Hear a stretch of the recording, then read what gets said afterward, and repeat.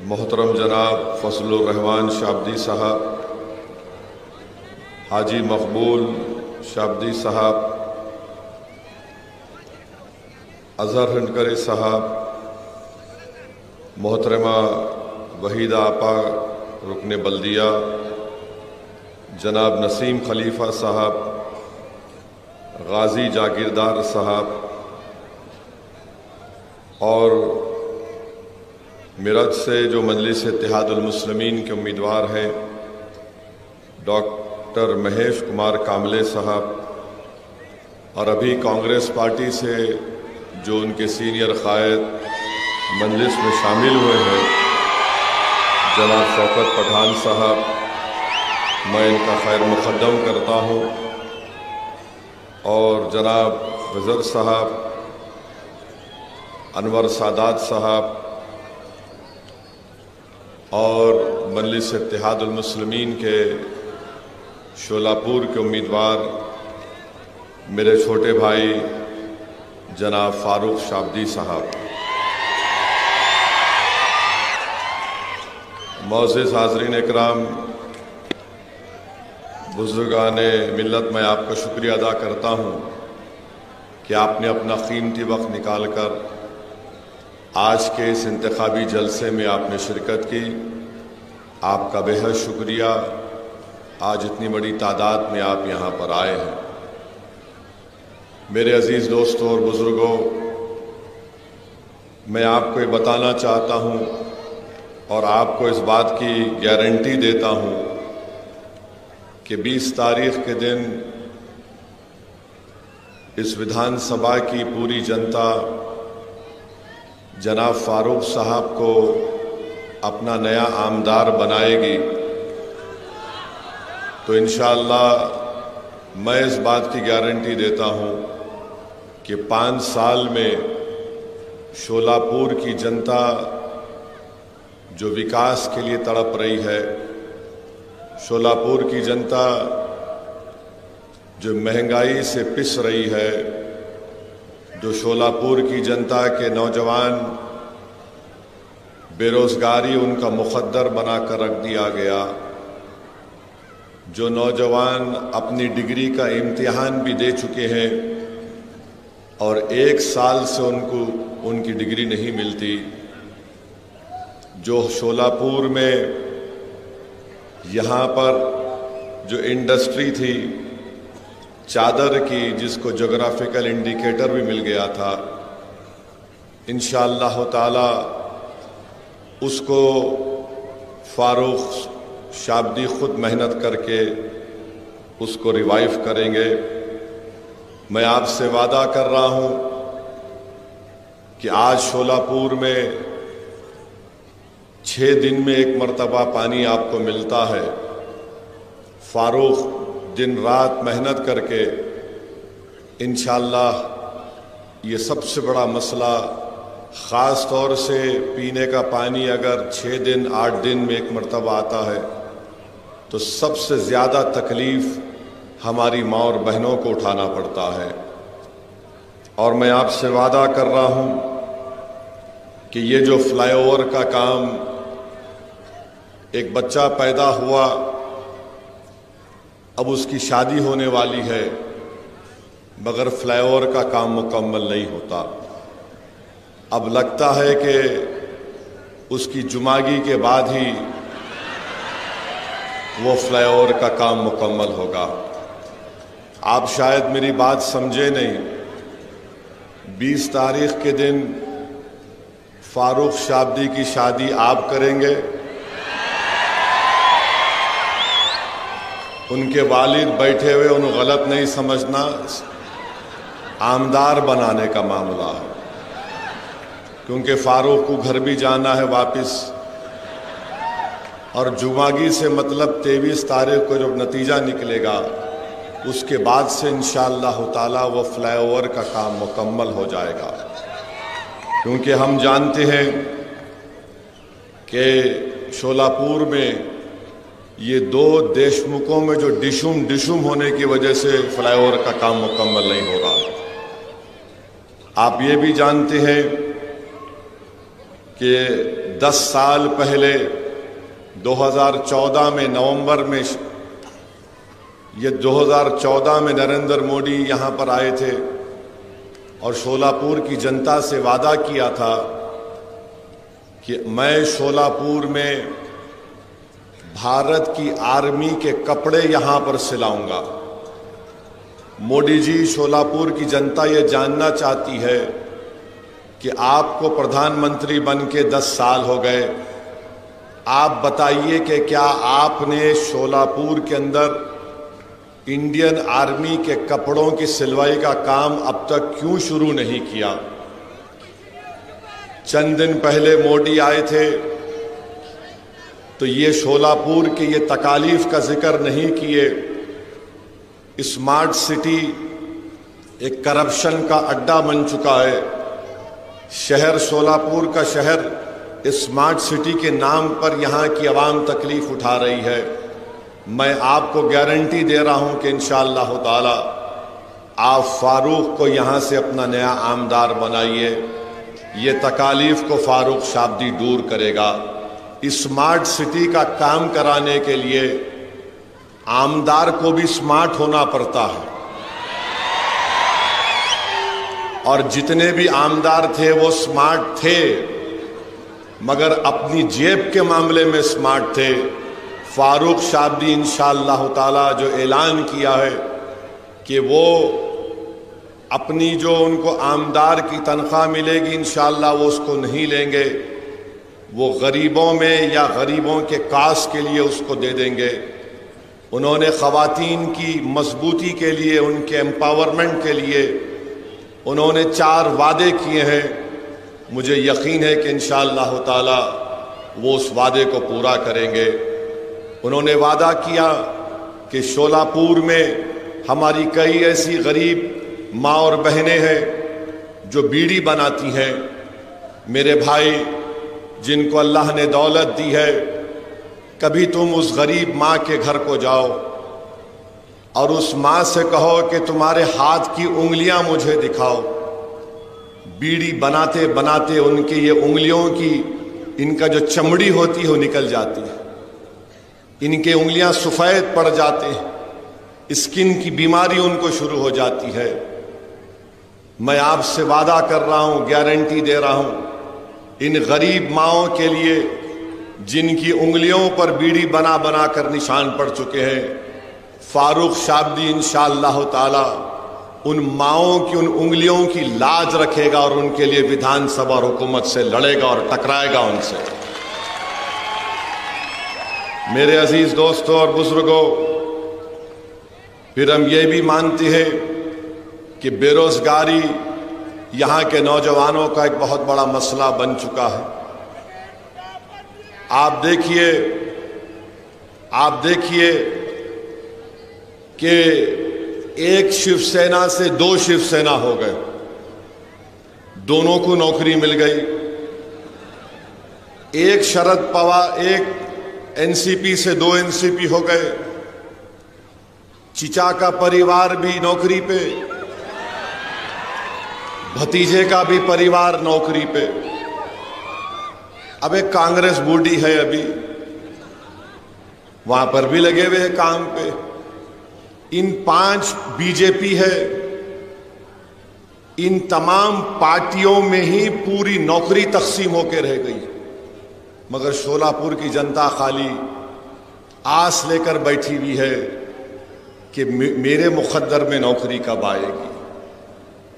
मैं आपसे वादा कर रहा हूं, फारूक शाब्दी उन नौजवानों की तरक्की के लिए, उन नौजवानों को जो रोजगार के लिए आज तड़प रहे हैं, इंशाअल्लाह फारूक उन नौजवानों के ख्वाबों को पूरा करने की कोशिश करेगा। आईटी पार्क का संगे बुनियाद, फाउंडेशन स्टोन शरद पवार साहब डाल के चले गए, खाली लगा हुआ है, कुछ काम नहीं हुआ आईटी पार्क के ऊपर। अगर आईटी पार्क पर काम होता तो यकीनन बहुत से कंपनीज यहाँ पर आते, शोलापुर के गरीब नौजवानों को कुछ ना कुछ तो रोजगार मिलता। तो ये शोलापुर के बहुत से मसाइल हैं और इंशाअल्लाह ताला मुझे यकीन है कि फ़ारूक शाबदी इन तमाम तकालीफ को आपके दूर फरमाएंगे। पानी का मसला बहुत बड़ा है, बहुत बड़ा पीने के पानी का मसला है। यहाँ पर बीजेपी, नगर पालिका में बीजेपी के पास सत्ता है। अब पिछले 2.5 साल से तो इनकी यूटी की सरकार है, 10 साल से मोदी प्रधानमंत्री हैं। आप बताइए, अगर वो चाहते तो यहां पर पानी का मसला हल कर सकते थे, मगर नहीं किए। मोदी आए थे शोलापुर को, ना आर्मी के यूनिफॉर्म की स्टिचिंग की बात किए, ना ये पीने के पानी के मसले को हल करने की बात किए। मैं शोलापुर की जनता से और ख़ास तौर से इस विधानसभा के सेंट्रल के तमाम वोटर से और ख़ास तौर से हमारी माँ और बहनों से अपील कर रहा हूँ, एक बार आप 20 तारीख को बीजेपी को पानी पिला दीजिए। फारूक आपको हफ्ते में 4 दिन पानी पिलाएगा इंशाअल्लाह। एक बार 20 तारीख के दिन बीजेपी को पानी पिला दो आप। माने पानी पिलाने का मतलब सियासी पानी पिलाना, कहीं जाके बोलेंगे लो पियो। और फारूक के हक में डालिए, उनको मालूम हो जाएगा कि गरीबों को और माँ और बहनों को तकलीफ देने का क्या है। दूसरी बात यह है कि यहां यूटी वाले बोल रहे कि हम लाडली बहना में 1500 रुपए दिए, बोल रहे ना, बोल रहे। अब अगाड़ी वाले बोल रहे हम भी ऐसा कर देंगे कुछ। अब आप सुनिए, 1500 अगर किसी के अकाउंट में आ गए, हमारी माँ और बहनें बैठी हुई है, मेरी बात से मुत्तफिक होंगी कि आज जवार जो है, जो 2014 में 30 रुपए था, वो आज 50 रुपए में मिलता है। चावल 40 रुपए में मिलता था 2014 में, वो आज 80 रुपए में मिलता है। गेहूं 25 रुपए में था, 50 रुपए हो गया। गुड़ 30 रुपए में था, शोलापुर का रेट बोल रहा हूं 50 रुपए हो गया। शक्कर, मोदी जी चाय बना के प्रधानमंत्री बन गए, अब उनकी चाय तो फ्री में आती, शक्कर भी उनको फ्री मिलती। मगर शोलापुर में शक्कर जो 30 रुपए थी 10 साल पहले, आज 45 रुपए में हो चुकी है। मसूर की दाल जो 50 रुपए में बिकती थी 14 में, आज 90 रुपए में बिक रही है। लाल मिर्ची 100 रुपए में बिकती थी, आज 200 रुपए में बिक रही है। इमली 100 रुपए में कीमत थी 10 साल पहले, आज 500 रुपए में है। बैगन जो 5 रुपए में था 10 साल पहले, आज 25 रुपए हो चुका। हरी मिर्ची 20 रुपए में थी, आज 40 रुपए हो चुकी है। प्याज 20 रुपए थी, आज 50 रुपए में हो चुकी है। आलू 10 रुपए था, आज 50 रुपए हो चुका है। फिर आप आ जाइए पेट्रोल 2014 में जब मोदी प्रधानमंत्री बने 72 रुपीस में था, आज 104 में हो गया। डीजल 55 रुपए में था 10 साल पहले, आज 90 रुपए में हो चुका।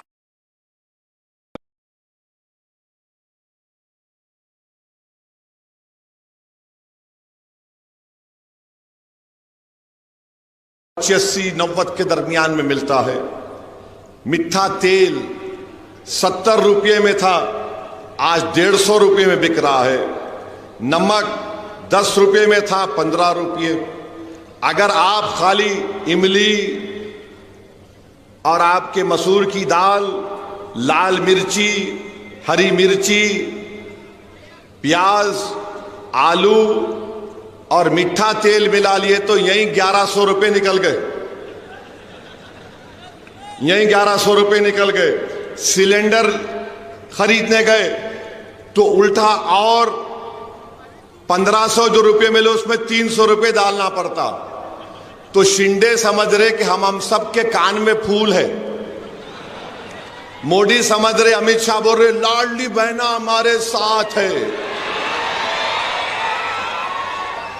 अरे भाई तुम 1500 रुपये दे के 1900 रुपये मेरे से निकाल रहे, ये बेवकूफ बना रहे हैं महाराष्ट्र की जनता को और खास तौर से हमारी माँ और बहनों को, गरीबों को। ये रेट जाकर मालूम कर लेना शोलापुर में। अब मेरे को मालूम कल से बीजेपी वाले जाएंगे मार्केट में, ए आलू की कीमत तो बोलना, प्याज की कीमत तो बोलना। महंगाई मोदी जी महाराष्ट्र को बर्बाद कर रही है। देश में जो इन्फ्लेशन है 6.9 के करीब है, महाराष्ट्र में 7.3 के करीब है। और ये बोल रहे ये दिए ये दिए, क्या तुम्हारे बाप का दे रहे? जनता का पैसा है तो दे रहे तुम, मगर तुम कैसा दे रहे? एक हाथ से 1500 डाल रहे और दूसरे हाथ से 1900 रुपये निकाल ले रहे। अब आप बताइए आपको क्या करना है 20 तारीख के दिन? आप क्या करेंगे बताइए? आप क्या करेंगे? क्या आप हिंदू मुसलमान की लड़ाई को देखेंगे या महंगाई को देखेंगे? किसको देखेंगे आप? आप महंगाई को देखेंगे? महंगाई आपको बर्बाद कर रही है तो हाथ उठाइए।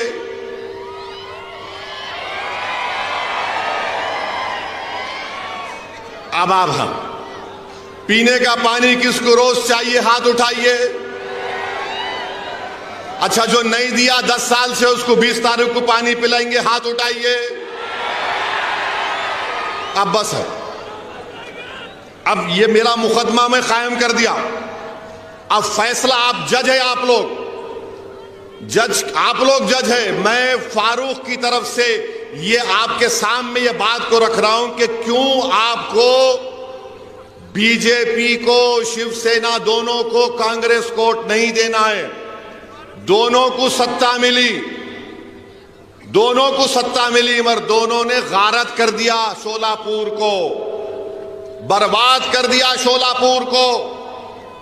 नौजवान रो रहा है, अरे 1 साल हो गया डिग्री का एग्जाम लिख के, एक सर्टिफिकेट नहीं दे सकते तुम लोग? कौन सी सरकार चला रहे हैं ये लोग? और मोदी जी आके क्या बोलते, इस पे नहीं बात करेंगे। शोलापुर में यहां पर जो चद्दर बनाई जाती है, ज्योग्राफिकल इंडिकेटर उसके पास है, जीआई टैग, मगर मोदी जी कभी मन की बात में भी नहीं बोले शोलापुर की चद्दर के बारे में। मोदी जी कभी आप बोल देते, भाइयों बहनों आज मन की बात शोलापुर की चद्दर के ऊपर होगी, मगर नहीं बोले। क्या बोले? आरक्षण के नाम पे बांटा जा रहा है, महंगाई कमर तोड़ रही है, मगर मोदी जी को फिक्र ही नहीं है। यहां पर चादर बनाने की फैक्ट्री खत्म हो गई, मगर मोदी जी माशाल्लाह रोज नए कपड़े पहनते, बहुत टिप टॉप।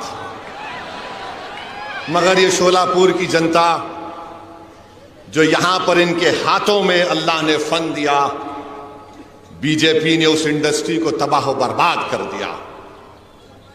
ये शोलापुर की जनता को इस पर फैसला करना है। और मैं बताना चाह रहा हूं, ये मोदी जी ने कहा कि आरक्षण के नाम पर बांटा जा रहा है। अरे मोदी जी, आप मराठाओं को रिजर्वेशन देने का वादा आपने किया था, और मराठाओं को रिजर्वेशन देना पड़ेगा आपको। जरांगे पाटिल आपकी नींद हराम कर चुका है, मुझे मालूम, सबकी नींद हराम कर चुका है। दुबला पतला आदमी है, उसकी समाज ने उसको अपना नेता मान लिया। मैं सलाम करता हूं मराठा समाज को कि मुत्तहदा तौर पर आपने अपने नेता को बना दिया। और हम तायीद करते हैं कि मराठाओं को रिजर्वेशन मिलना चाहिए और झक मराकर देना पड़ेगा, चाहे सरकार किसी की बने। आप फारूक को अपना आमदार बनाइए।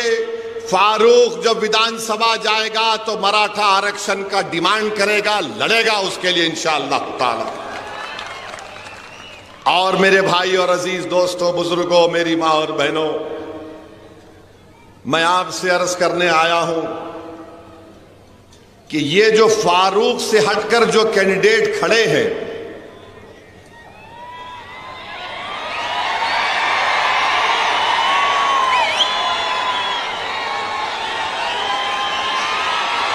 आप समझ गए? माशाअल्लाह, पूरा समझ गए, पूरा समझ गए।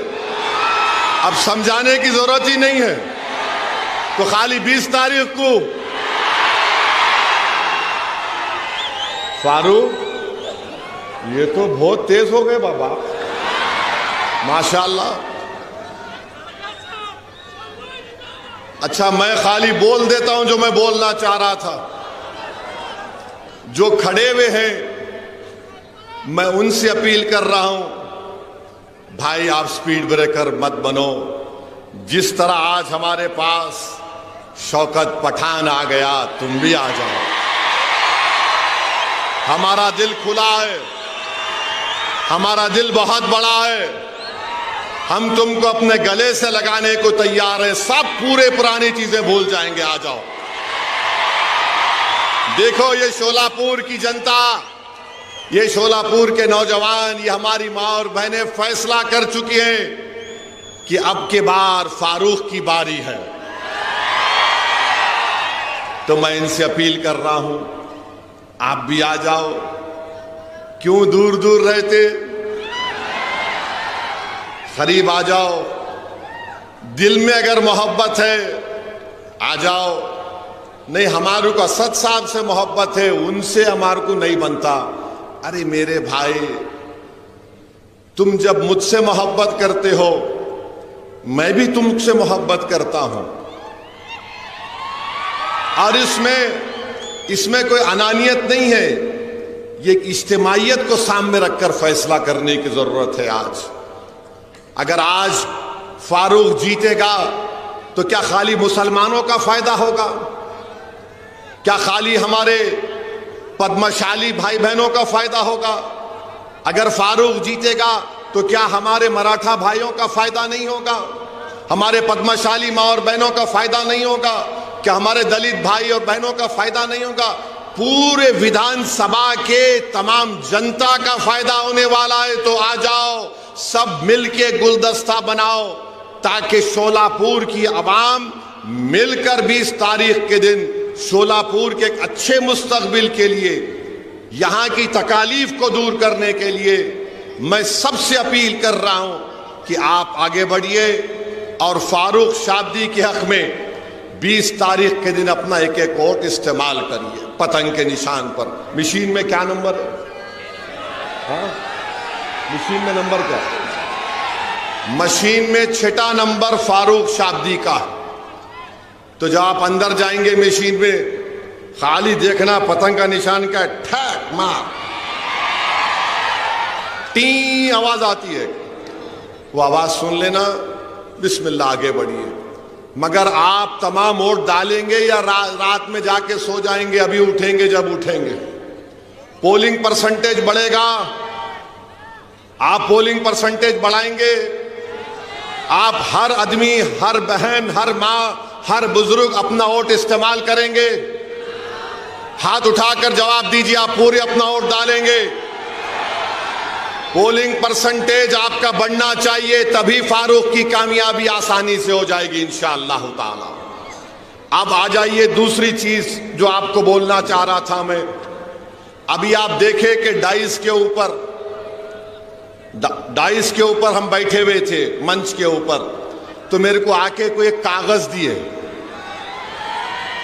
दिए, देखिए आप लोग क्या था, बोलता हूं मैं आपको, सुनो सुनो, बहुत मजे का है, बहुत मजे का है। मेरे को jail road police station commissionerate Solapur से हमारे सीनियर पुलिस इंस्पेक्टर साहब ने सेक्शन 168 BNSS की नोटिस दिए, मेरे को लव लेटर दिए। हमारे ससुरे की तरफ से आई नोटिस। दामाद से बहुत मोहब्बत करते ना,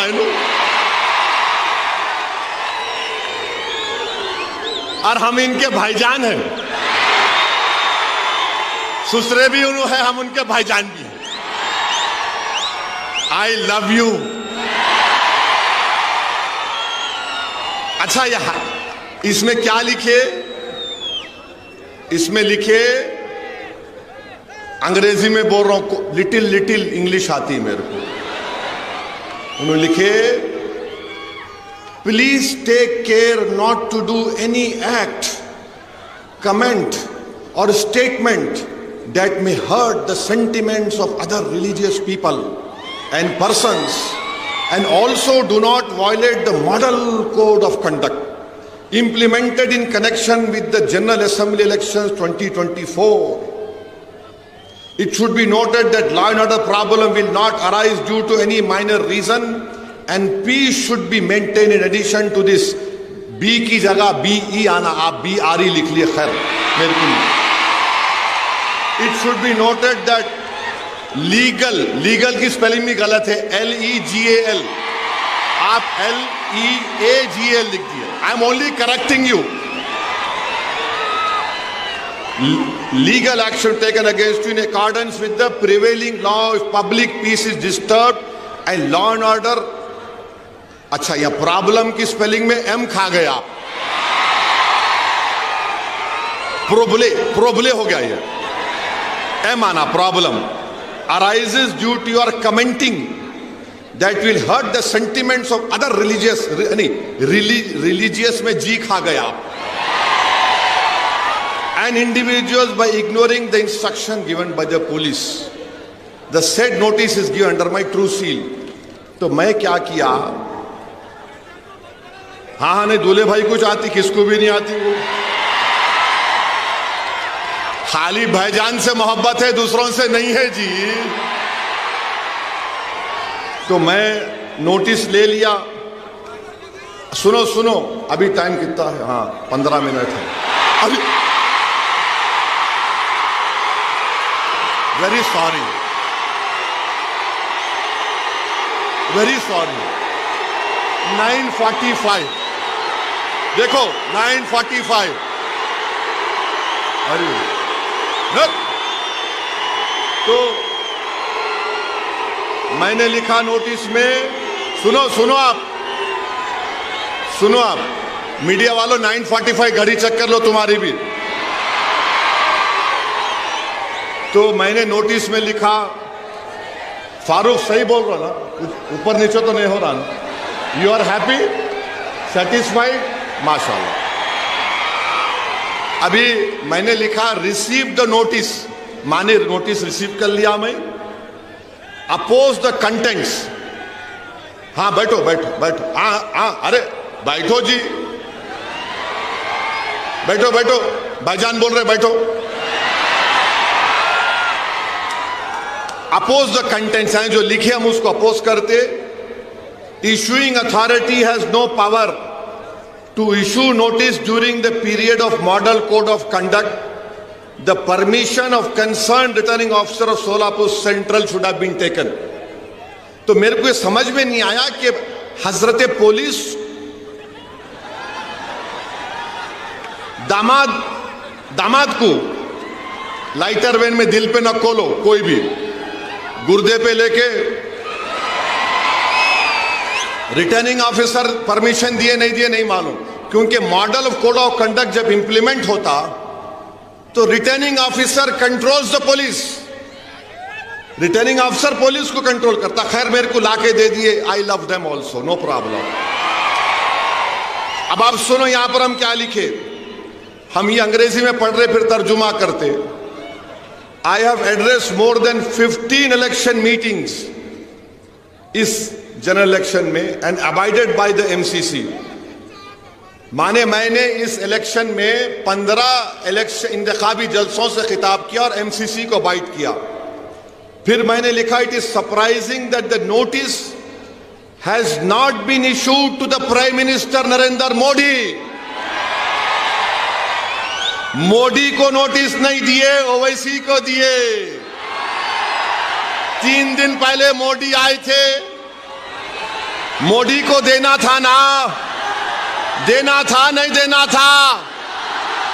उनको नहीं दिए, ओवैसी को दिए, क्योंकि मैं सन इन लॉ हूं, क्या हूं नहीं मालूम। In lighter vein, don't take it seriously. अब ये आप बताइए, ये क्या है? जहां मैं चले जाता हूं महाराष्ट्र में, आपसे मोहब्बत का इसका खत लेकर आए हैं हम, आइए। तो मैं भी उनको दिल में देख के बोला, वाह मेरी महबूबा आ रही है, वाह तेरा ही इंतजार था।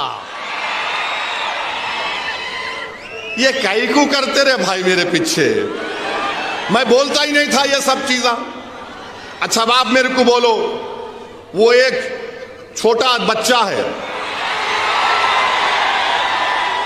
नहीं मेरे स्टैंडर्ड से बोल रहा हूं, मेरी गलती नहीं है, मैं लंबा हूं तो हमारे अब्बा की गलती है। तो उन्होंने बोल रहे मैं मस्जिद में घुस के मारता हूं। मेरे को समझ में नहीं आया कि ये 168B and SS की नोटिस उसको नहीं दिए, नहीं दिए ना, नहीं दिए, उसको दिए ही नहीं। उन्हें बोले जा रहा, जो बके जा रहा। अच्छा क्या करे, खाली FIR कर लिए। अरे उसको लेके भिजाते दुबई को अंदर, अरे दुबई से मुराद जेल को भिजाते नहीं। अब वो डिप्टी CM फडणवीस बोले, क्या बोले? ओट जिहाद, धर्म युद्ध। ये धर्म युद्ध है इलेक्शन, ये ओट जिहाद है इलेक्शन। बाबा साहिब अंबेडकर ने संविधान बनाया, तो बाबा साहिब ने संविधान कब बनाया? जिस जमाने में दलित लोग अगर जमीन पर चलते थे तो उनके कमर के सामने झाड़ू होती थी और गले में एक वो होता था घड़े के जैसा कि अगर थूकना भी है तो उसमें थूको, और जिस जमीन पर तुम चलते हो उसको झाड़ू दो, क्योंकि तुम्हारे पैर इस काबिल नहीं है कि तुम जमीन पर चलो। तो बाबा साहिब ने कहा कि कोई बड़ा नहीं, कोई छोटा नहीं, ओवैसी, फडणवीस, दलित सब बराबर होंगे। और बाबा साहिब ने संविधान में हम सबको इंसान कहा। All human beings are equal in the eye of the law। और बाबा साहिब ने क्या लिखा संविधान में? लिबर्टी, आजादी, जस्टिस, इंसाफ, फ्रेटर्निटी, भाईचारगी, इसको हमको हासिल करना है।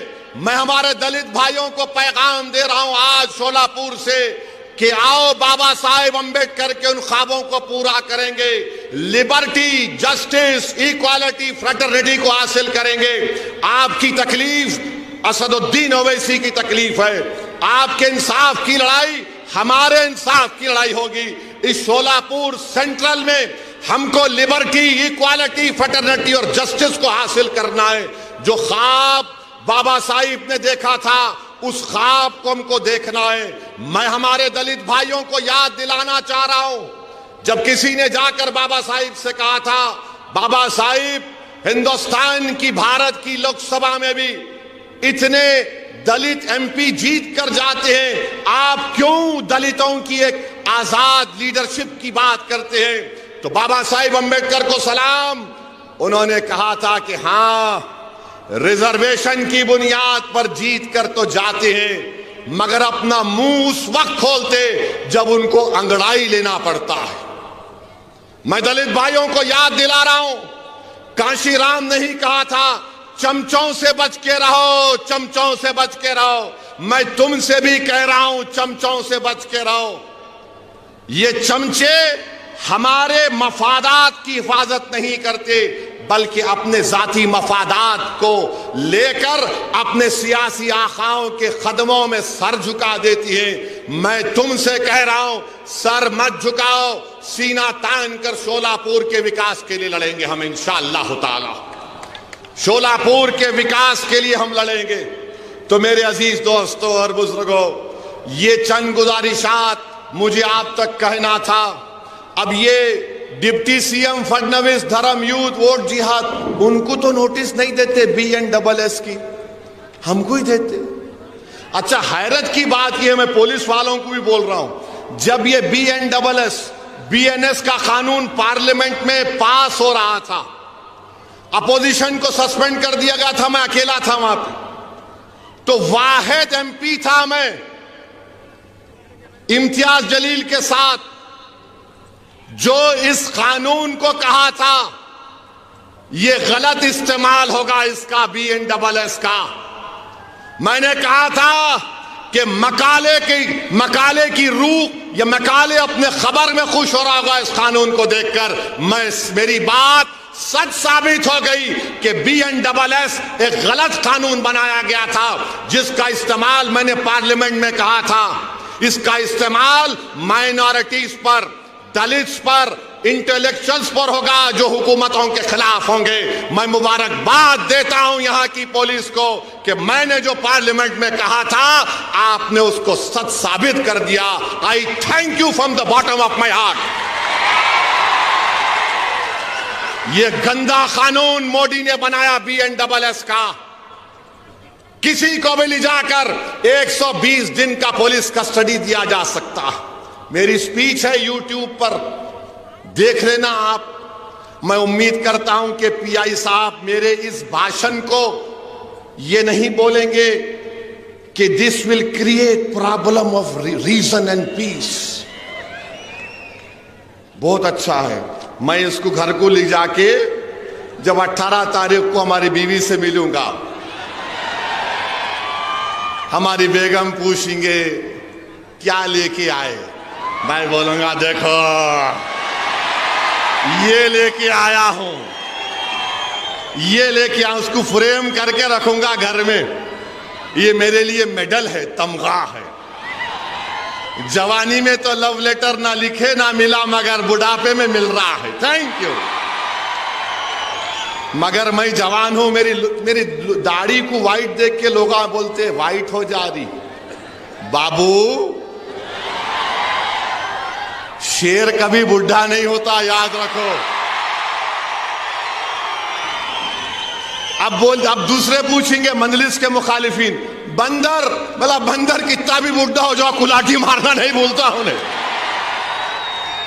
तो खैर ये लाइटर वेन में था, दिल पे मत लीजिए। मेरे को बड़ी तकलीफ हुई कि RO साहब अगर देते, रिटर्निंग ऑफिसर देते, मगर मेरे को उससे बड़ी तकलीफ यह है कि मोदी जी आए थे, उनको देना था।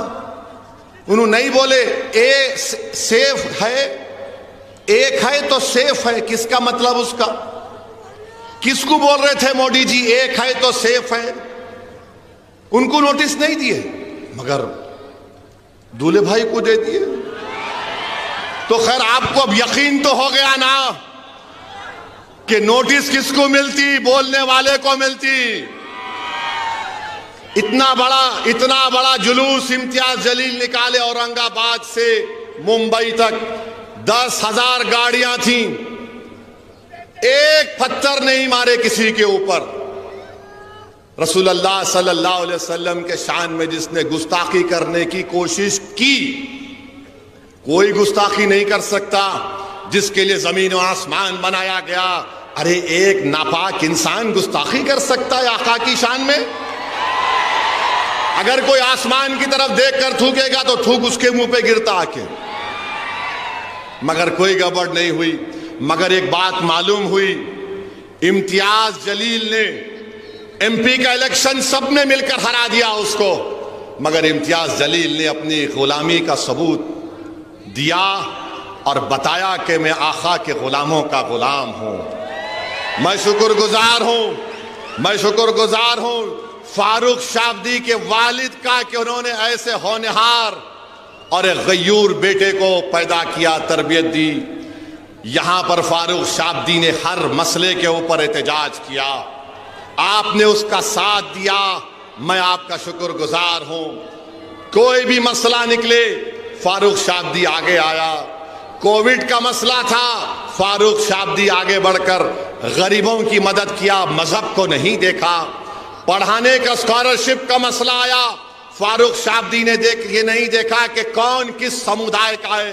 फारूक शाब्दी ने कहा यह शोलापुर का है, इसका मुस्तकबिल अच्छा होना चाहिए। मैं शोलापुर की जनता से अपील कर रहा हूं, क्या आप 20 तारीख के दिन अपना एक 1 वोट फारूक को देंगे पतंग के निशान पर?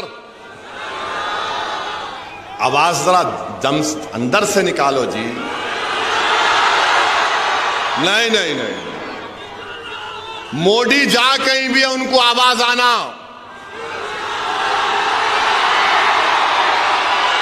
जोर से और जोर से, और पतंग को